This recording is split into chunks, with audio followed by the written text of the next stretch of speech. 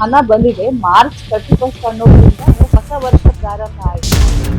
BJP ಸಮಾವೇಶಗಳಲ್ಲಿ ಮಧ್ಯದಲ್ಲಿ ಹೋಗಿ ನಿಂತು ಕಾಂಗ್ರೆಸ್ನವರು ಒಂದು ವೇಳೆ ಆ ಮುಂದಿನ ದಿನದಲ್ಲಿ ಊಹಿಸಿಕೊಳ್ಳಿ, ಈ ಹಣ ಈಗಾಗಲೇ ಎರಡು ತಿಂಗಳ 3 ತಿಂಗಳದ್ದು ಮಾರ್ಚ್ವರೆಗೆ ಹಣ ಈಗಾಗಲೇ ನಮ್ಮ ಇಲಾಖೆಗೆ ಫೈನಾನ್ಸ್ ಡಿಪಾರ್ಟ್ಮೆಂಟ್ನಿಂದ ಜನವರಿ, ಫೆಬ್ರವರಿ, ಮಾರ್ಚ್ ಹಣ ಈಗಾಗಲೇ ನಮ್ಮ ಖಾತೆಗೆ ಬಂದಾಗಿದೆ.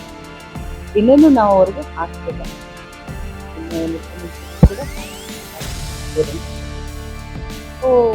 ಮೊದಲನೇ ಕಂತು, 2ನೇ ಕಂತು ಏನು 1 ವಾರದ ಒಳಗಡೆ ಎಲ್ಲ ಬಿಡುಗಡೆ ಮಾಡಿ, ಅಂದ್ರೆ ಒಂದು ವಾರ ಈ ಬಟ್ ಹಣ ಬಂದಿದೆ. ಮಾರ್ಚ್ 31 ಅನ್ನೋದ್ರಿಂದ ಹೊಸ ವರ್ಷ ಪ್ರಾರಂಭ ಆಯ್ತು, ಸ್ವಲ್ಪ ಡಿಲೇ ಆಯ್ತು. ಬಟ್ ಈಗ ಮತ್ತೆ ಪ್ರಕಾರ ಈಗ ಕಾಂಗ್ರೆಸ್ ಪಕ್ಷದ ಒಂದು ಕಾರ್ಯಕ್ರಮವನ್ನ ಮಾಡುವಂತ ಸಂದರ್ಭದಲ್ಲಿ ಬಿಜೆಪಿಯವರು ನಮ್ಮ ಕಾರ್ಯಕ್ರಮ ಮಾಡಿದ್ರು. ಇದು ಪ್ರಜಾಪ್ರಭುತ್ವ. ಇವರು ಏನೇನು ನಮ್ಮ ನಾಯಕರನ್ನ ಬರೀತು, ಏನೇನು ರಾಹುಲ್ ಗಾಂಧಿ ಅವರಿಗೆ ಎಂತೆಂಥ ಮಾತನ್ನ ಮಾತಾಡಿದ್ರು, ಸದನದ ಒಳಗಡೆನೂ ಮಾತಾಡಿದ್ರು, ಹೊರಗಡೆನೂ ಮಾತಾಡಿದ್ರು, ಎಲ್ಲ ಮಾಡಿದ್ರು. ಪ್ರಜಾಪ್ರಭುತ್ವ ಅವರಿಗೆ ಮಾತನಾಡೋ ಹಕ್ಕು ಶಾಂತಿಯಿಂದನೇ ವರ್ತನೆಯನ್ನು ಇಲ್ಲಿವರೆಗೆ ಮಾಡ್ಕೊಂಡು ಬಂದಿದ್ದೀವಿ.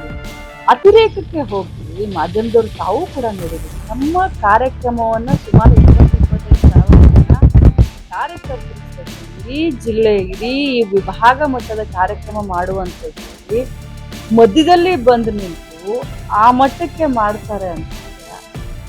ಬಿಜೆಪಿ ಸಮಾವೇಶಗಳಲ್ಲಿ ಮಧ್ಯದಲ್ಲಿ ಹೋಗಿ ನಿಂತು ಕಾಂಗ್ರೆಸ್ನವರು ಒಂದು ವೇಳೆ ಆ ಮುಂದಿನ ದಿನದಲ್ಲಿ ಊಹಿಸಿಕೊಳ್ಳಿ ಮಾಡಿದ್ರೆ ಈ ಬಿಜೆಪಿ ಕಾರ್ಯಕರ್ತರಾಗ್ಲಿ, ಬಿಜೆಪಿ ನಾಯಕರಾಗ್ಲಿ ನಮ್ಮ ಕಾರ್ಯಕರ್ತರನ್ನ ಸುಮ್ಮನೆ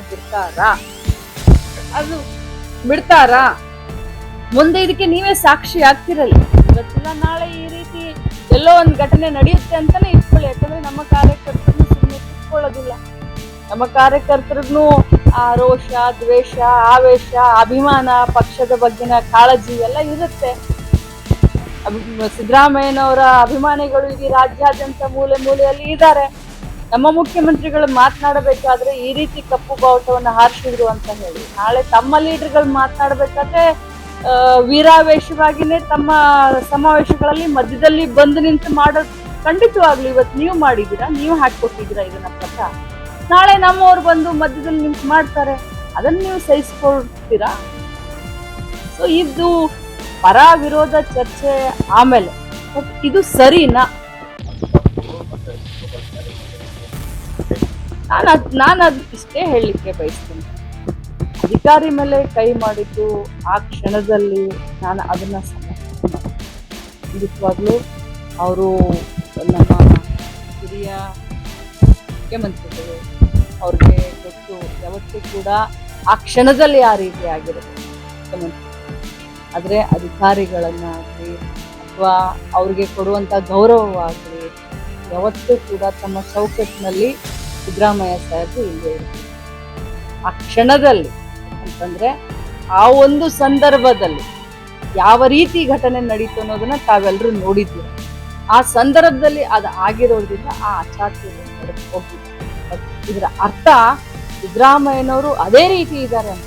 ಸಿದ್ದರಾಮಯ್ಯನವರ ಇನ್ನೊಂದು ಹೆಸರೇ ಹಿಂದುಳಿದ ಸಮಾಜ ಆಗಿರಬಹುದು, ತುಳಿತಕ್ಕೆ ಒಳಗಾದಂಥವರ ಧ್ವನಿಯಾದಂಥ ಒಬ್ಬ ಧೀಮಂತ ನಾಯಕ ಅಂತ ಸಿದ್ದರಾಮಯ್ಯನವರನ್ನ ನಾವು ಎಲ್ಲರೂ, ನಾನೊಬ್ಬಳೇ ಅಲ್ಲ ರೀ, ಅಥವಾ ಅವರ ಒಂದು ಮಂತ್ರಿ ಮಂಡಳದಲ್ಲಿ ಮಂತ್ರಿ ಇದ್ದೀನಿ ಅಂತ ಹೇಳ್ತಾರೆ. ಇವತ್ತು ಸಿದ್ದರಾಮಯ್ಯನವರನ್ನ ಪ್ರತಿಯೊಬ್ಬರು ಕೂಡ ಎಲ್ಲರೂ ನಾವು ಹಾಡಿ ಹೋಗ್ಲಿ. ಯಾಕೆ ಅಂತಂದ್ರೆ ಅವರ ಒಂದು ದೊಡ್ಡ ಗುಣಕ್ಕೆ ಆ ಚಾತುರ್ಯಕ್ಕೆ ನಾನು ಕರೆಕ್ಟ್ ಅಂತ ಹೇಳ್ತೀನಿ. If you like this video ಬೇಗ ಲೈಕ್ ಮಾಡಿ, ಕಾಮೆಂಟ್ ಮಾಡಿ, ಶೇರ್ ಮಾಡಿ ಹಾಗೂ ಯೋಯೋ ಟಿವಿ ಕನ್ನಡವನ್ನು ಸಬ್ಸ್ಕ್ರೈಬ್ ಮಾಡಿ.